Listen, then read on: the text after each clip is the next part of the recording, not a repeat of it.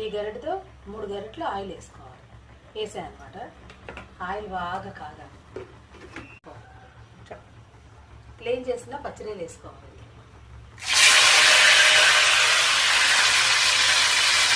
రొయ్యలు అయితే బాగా ఎర్రగా వేసుకొని రొయ్యలు ఎర్రగా వేసి అల్లం వెల్లుల్లి పేస్ట్ వేసుకోవాలి.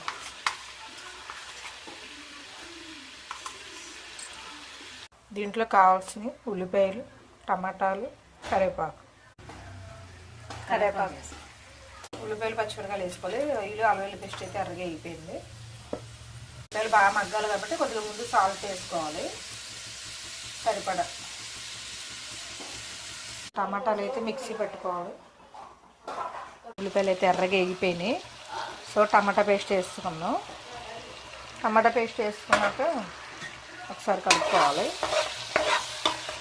మిక్సీ పట్టుకోవాలన్నమాట టమాటాలు.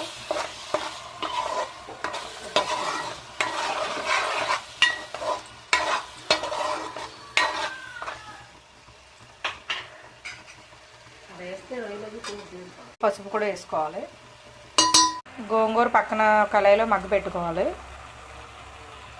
కారం వేసుకోవాలి సరిపడా.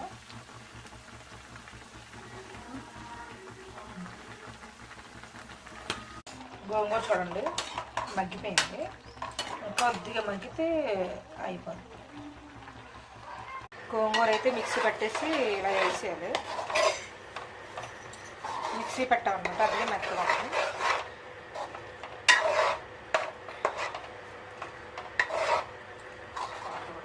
కొంచెం వాటర్ కూడా వేయాలి దాచుకుంటాం.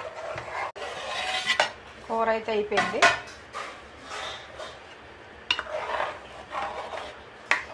రొయ్యలు, గోంగూర కాకపోతే కొద్దిగా గోంగూర ఎక్కువ వేయట్టుంది.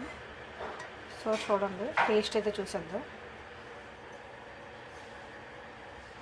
ప్లీజ్ లైక్ చేయండి.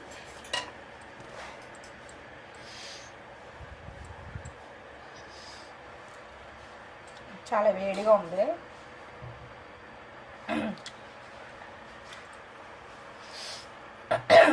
టేస్ట్ అయితే నెక్స్ట్ లెవెల్ ఉంది అసలు. చాలా బాగుందండి. ఎప్పుడైనా మీరు కూడా ట్రై చేయండి. అసలు ఎంత బాగుందంటే అంత బాగుంది. చాలా బాగుంది. రొయ్యలోకి అసలు పులుపు దూరిపోయింది. అంత పుల్లగా ఉంది. చూడండి అసలు ప్రాన్స్ ఎంత బాగా ఉడికిందంటే అసలు చూడండి చాలా బాగుంది. Please subscribe.